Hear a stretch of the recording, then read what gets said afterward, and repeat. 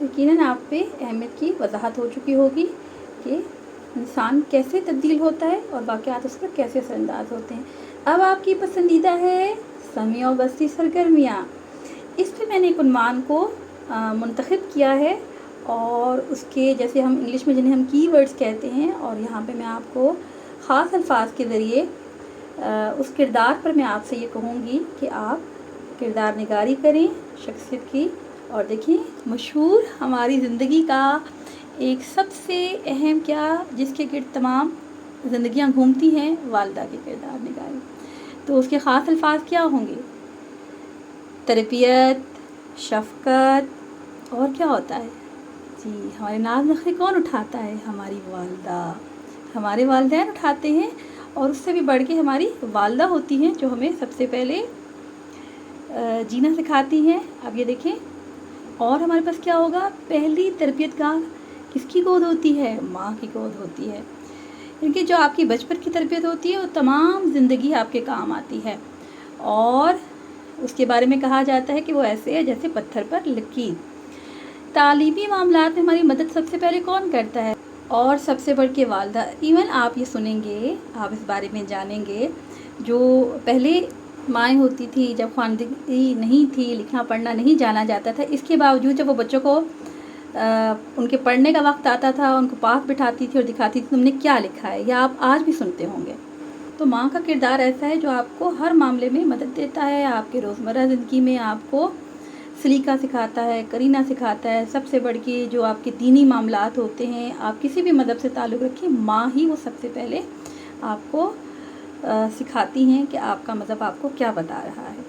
اور اسلام میں تو ماں سب سے پہلے ہے کہ آپ کو دینی معاملات میں تربیت دے، اور اس کی ممتا، اس کا لاڈ، اس کا پیار، اس کے ناز نخرے اٹھانا، رہنمائی کرنا، اور ڈانٹ ڈپٹ کرنا بھی۔ سب سے زیادہ ہم جو آسانی کے ساتھ ڈانٹ ڈپٹ سنتے ہیں وہ اپنی ماں ہی ہوتی ہیں، اور انہیں سے ہم ناز نخرے بھی کرتے ہیں۔ اور ہماری رہنمائی چاہے وہ ہمیں کہانی سنا کر کریں، کسی بھی حوالے سے کریں، اور جو روزمرہ کی مہارتیں ہوتی ہیں سب سے پہلے ہمیں کون سکھاتا ہے؟ ہماری ماں سکھاتی ہیں۔ ان تمام الفاظ کو آپ مد نظر رکھیں، اور آپ اپنی اپنی والدہ کو مد نظر رکھیں، اور اس کے مطابق آپ کردار نگاری کریں۔ اور انسان کے مزاج میں خوش مزاجی ہو یا چڑچڑاپن ہو، ہم کہاں سے سیکھتے ہیں؟ اپنی ماں سے سیکھتے ہیں۔ ماں محنتی ہو، پرلگن ہو، اور ہر ماں ہوتی ہے، ایسا بالکل بھی نہیں ہوتا کہ آپ یہ دیکھیں۔ اب آپ یہ کہ جو والدہ ہے وہ اپنے بچوں کے کام کے معاملے میں کسی قسم کی سستی کو پسند کریں۔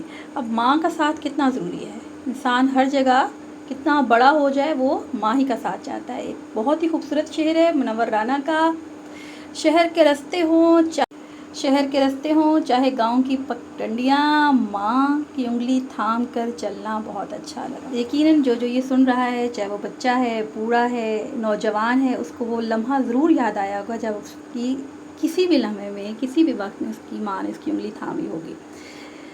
آپ کو وہ انگلی تھامانا، چاہے وہ ماں کو تھا یا والد کو تھا، وہ آپ کو ہمیشہ یاد رہتا ہے۔ اب میں آپ کے سامنے چند الفاظ رکھوں گی، اپنی والدہ کی شخصیت نگاری آپ کے سامنے کروں گی۔ میری والدہ ایک مہربان اور دلکش شخصیت کی مالک خاتون ہیں۔ وہ صوم و صلات کی پابندی کرتی ہیں، وہ تمام کام وقت پر نپٹا لیتی ہیں۔ میری والدہ ضرورت مند افراد کی مدد کرتی ہیں اور ہمیں بھی تلقین کرتی ہیں، اور ایک خوش مزاج، رحم دل، نفیس خاتون ہیں۔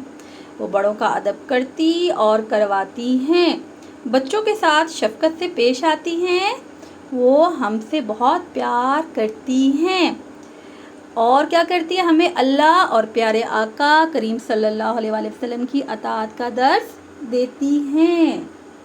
یقیناً آپ سب اپنی والدہ کو سوچ رہے ہوں گے، اور ہر ماں کا یہی کردار ہے۔ خاص طور پہ ہم جب مسلم ماں کو دیکھتے ہیں، وہ یقیناً ہمیں یہ تمام تلقین کرتی ہیں اور اس پر عمل کر کے بھی دکھاتی ہیں۔ اب دیکھیے یہ خوبصورت شعر، ہر دل کی آواز، چلتی پھرتی آنکھوں سے اذاں دیکھی ہے، چلتی پھرتی آنکھوں سے اذاں دیکھی ہے، میں نے جنت تو نہیں دیکھی ہے، ماں دیکھی ہے۔ اللہ پاک سب ماؤں کو سلامت رکھے اور خوش رکھے۔ یقیناً آج کا سبق آپ کے لیے ایک خوبصورت انداز میں رہنمائی بھی ہوگی، اور آپ کو یہ پسند بھی آیا ہوگا۔ آپ کی سماعتوں کا شکریہ، اور اللہ پاک سے دعا ہے کہ اللہ پاک ہمارے علم اور فیض میں اضافہ فرمائے اور ہمیں دیے سے دیا جلانے کی توفیق نصیب فرمائے، اپنے والدین کا ادب اور احترام اور لحاظ نصیب فرمائے۔ تو ملتے ہیں جلدی نیکسٹ ویڈیو میں، تب تک اللہ نگہبان۔